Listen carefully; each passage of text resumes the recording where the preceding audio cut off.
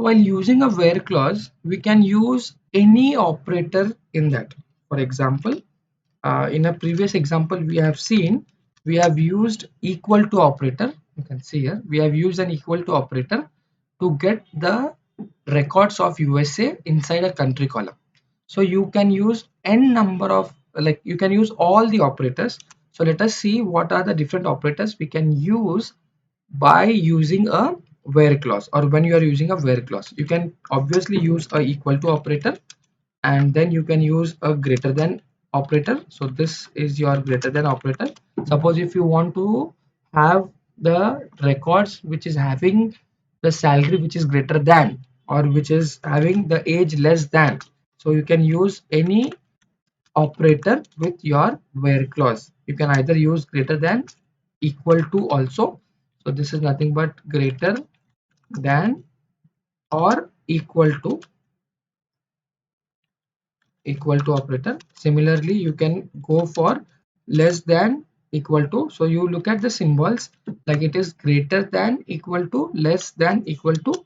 And for not equal to, like this is equal to, for not equal to we can use in this way, or like in the older versions they used to use in this way also, exclamatory and equal to, or many times it is used less than or greater than, equal, less than and greater than symbol for not equal. Okay, so if you want to see the records which are not from that country, not, then we use a not symbol in this way. And if you want to have like certain range, suppose I want to filter the records which are on the age column, which are between the age of 18 to 25. So I am using a operator called a between operator. So between, that is written in this way, let me write it in capital. So this is your between operator. And if you want to have like a certain pattern, for example, if you want to find out the records which are starting with, for example, A starting with B, or ending with A ending with Z, something like that, then we use a like operator.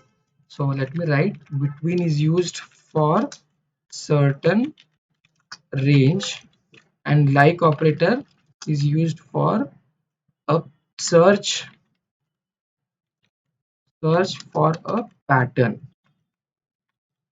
And in operator, there is one more in operator.